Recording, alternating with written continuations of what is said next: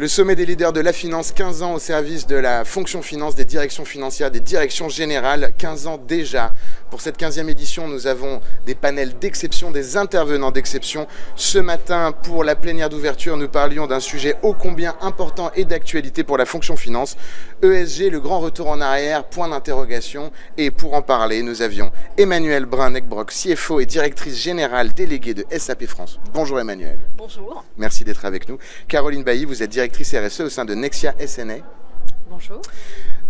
Donc vous venez de passer un moment sur scène pour expliquer, pour revenir avec vos visions de consultants, de conseils et de directrice générale déléguée d'SAP sur votre vision de la RSE. Alors, la CSRD, Omnibus, les retours en arrière, là où le besoin peut-être de simplification qu'on pourrait entendre de la part du patronat, qu'on entend de la part du patronat, et en même temps un agenda peut-être politique par ailleurs qui se met en place autour de cela, fait que la situation est bien complexe pour savoir où on va. Vous êtes éditeur, vous êtes conseil, qu'est-ce que vous voyez au quotidien du côté des directions financières aujourd'hui? Quelles questions on se pose? Je pense que, bien entendu, dans la vague 1, finalement, on sort de cet exercice de mise en place et d'adoption de la CSRD. Donc c'est un premier exercice. Donc je pense qu'on sort malgré tout tous de cet exercice avec une impression de forte complexité associée à la mise en place de ce nouveau réglementaire, avec néanmoins une conviction à l'issue de cette première année, c'est la nécessité de continuer. La nécessité de continuer parce que nous sommes convaincus qu'aujourd'hui, la transition vers plus de durabilité environnementale et plus d'inclusion sociale est une nécessité, que réglementaire ou pas réglementaire, les attentes de la société aujourd'hui et de l'ensemble des parties prenantes de l'entreprise sont profondément ancrées. Que par ailleurs, il est important de conserver en tête un principe de réalité. On est aujourd'hui dans un système sur le plan planétaire où, heureusement ou malheureusement, les ressources sont finies et les problématiques, comme les problématiques d'accès à l'énergie, les problématiques d'accès à l'eau, les problématiques d'accès aux ressources rares, on le voit bien aujourd'hui, exacerbent les tensions géopolitiques.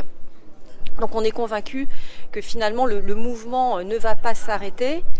En revanche, on est également favorable à une simplification du cadre réglementaire dans lequel on évolue. Finalement, ce qu'on attend du réglementaire, c'est que le réglementaire remplisse sa fonction de catalyseur et ne soit pas un labyrinthe. Et donc on perçoit également ce besoin de simplification et de clarification pour permettre à l'entreprise de se repositionner sur les sujets qui sont des vrais sujets et sur lesquels on pourra avoir un véritable impact, en gardant bien en tête que complexité ne veut pas dire intégrité. Et à cet égard, il nous paraît important d'avancer dans la simplification sans aller trop loin dans la simplification, de façon à ce que le corpus réglementaire avec lequel on compose conserve sa fonction essentielle de comparabilité et de transparence. On va revenir là, on va rentrer dans le détail de ce qui semble prioritaire, ce qui semble moins prioritaire. On va y revenir dans un instant. Merci beaucoup Emmanuelle Brun-Neckbrock. Caroline Bailly, de votre côté directrice RSE, comment vous ressentez les choses d'abord pour Nexia et puis également pour les clients que vous accompagnez? Alors pour Nexia, effectivement, c'est même plus une question, hein. Il faut qu'on avance sur la durabilité, réglementaire ou pas, d'autant plus qu'on a quand même, nous, des commissaires aux comptes, hein. On est sur des métiers réglementés, donc on a aussi un rôle pour montrer la voie, donc là-dessus, je dirais, il n'y a plus de questions à se poser. Dans l'accompagnement de nos clients et surtout sur les entreprises en fait qui n'ont pas encore publié de rapport de durabilité. Donc la vague 2 quoi. La vague 2, ouais, absolument. La vague 2, pour rappel, on parle de quelle taille d'entreprise? Même si je sais que les ratios changent. Hein, voilà. Oui, absolument. Alors c'est justement, on est dans une grosse incertitude. La vague 2, telle qu'elle était définie au départ, c'est des entreprises de plus de 250 salariés avec plus de 50 millions de chiffre d'affaires ou 25 millions de total de bilan. Donc, et effectivement, les seuils peuvent évoluer. Et Autour de 1000 potentiellement, peut-être. voilà, ce serait seulement que les entreprises qui aient plus de 1000 salariés. Donc, ça fait que tout un pan d'entreprise ne pourrait ne plus être soumise à la CSRD. Donc on est vraiment dans une grosse incertitude. Alors, par rapport à ça, les entreprises de cette vague 2 initiale, on a deux typologies. Celles qui se disent potentiellement je ne vais plus être soumise, donc j'arrête tout. Et puis on verra dans 2 ans si effectivement d'ici là les choses changent. Et puis il y en a d'autres qui se disent peu importe en fait. Il y a un vrai intérêt en fait pour l'entreprise, pour notre modèle d'affaires, de faire l'exercice, de se projeter, et on a du temps pour le faire, et on va travailler sur le fond plutôt que sur l'exercice purement réglementaire.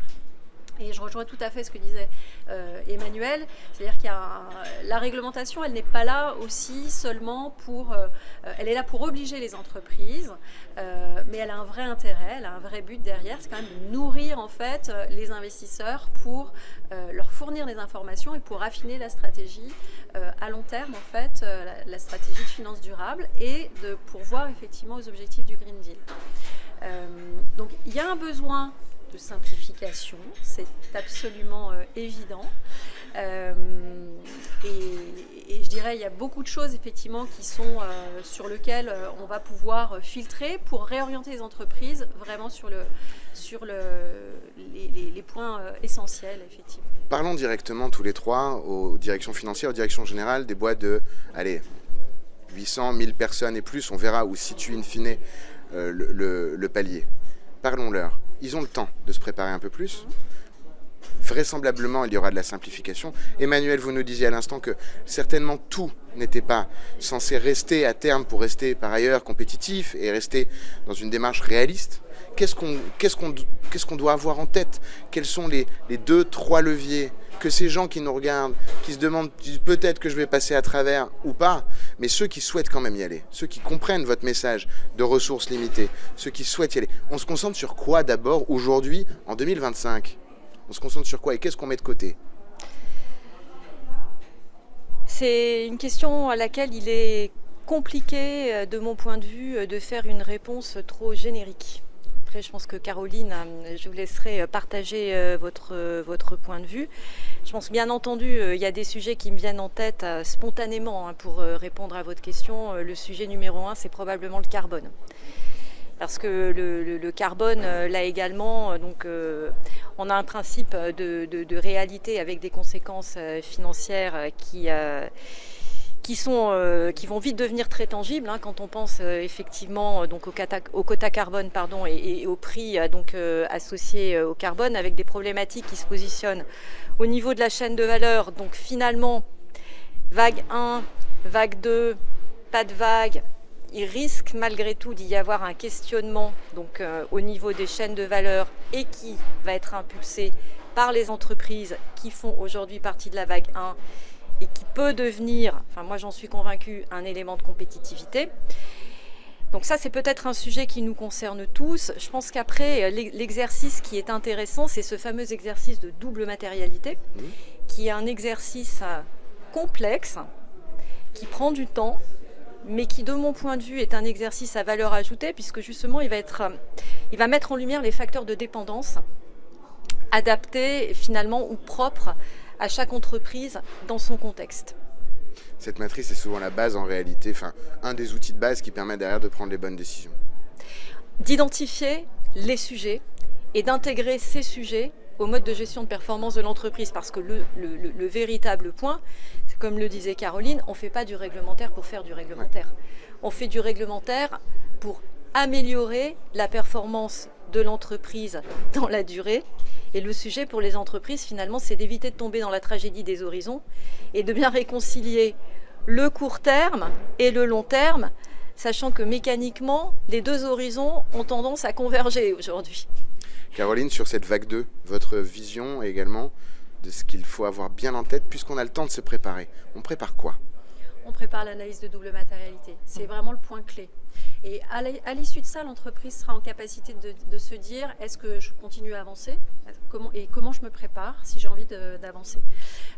C'est vraiment l'exercice le plus éclairant en fait, dans la CSRD. Et d'ailleurs, si on devait garder qu'une chose de la CSRD, ce serait ça, à mon sens.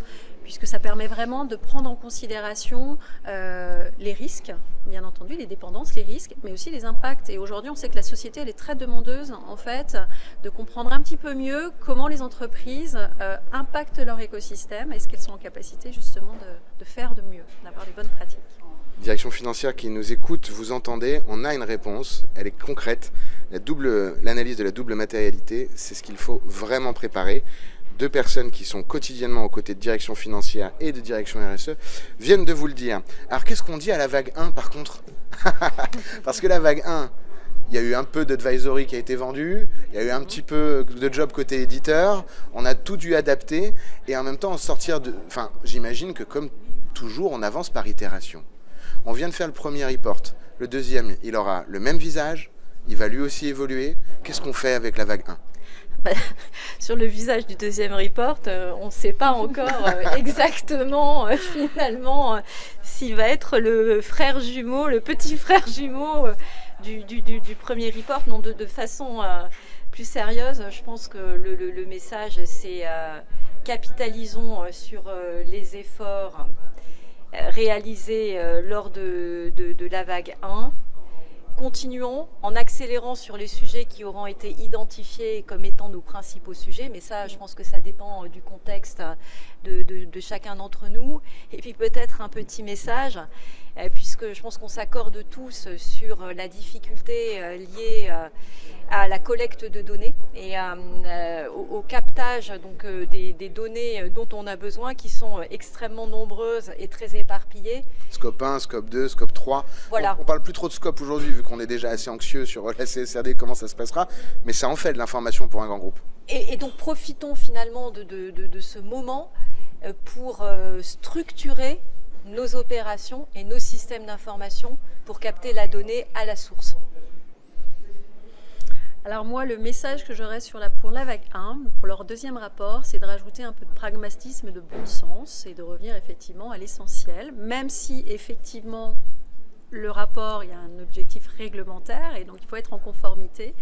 Mais aujourd'hui, on a quand même, dans ces gros rapports, on a du coup du mal à voir la substantifique moelle, et donc de revenir à des choses quand même aussi peut-être un petit peu plus synthétiques pour savoir vraiment ce que l'entreprise va faire et comment elle va pouvoir utiliser ces éléments-là pour les intégrer. Il faut qu'elle digère maintenant la CSRD, cette vague 1, de manière à ce que ça devienne vraiment opérationnel. C'est marrant, à une époque, le cynisme nous poussait à penser que le ESG était quelque chose de très marketing.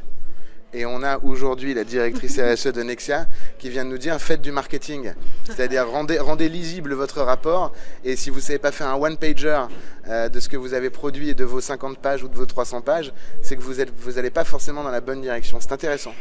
Alors, on est obligé de donner beaucoup de détails aujourd'hui, mais ce qui nous manque, c'est cette vision un peu panoramique de se dire, mais finalement, c'est quoi les messages clés? Parce qu'il y a tellement de détails, la CSRD est tellement exigeante que ce petit point-là, il est important. Et il est important pour les équipes aussi dans l'entreprise. Je vous vois sourire, Emmanuel. Je comprends bien. Effectivement, ça me fait sourire parce que je comprends bien ce que le message de Caroline. Et pour moi, c'est vraiment le catalyseur et le labyrinthe.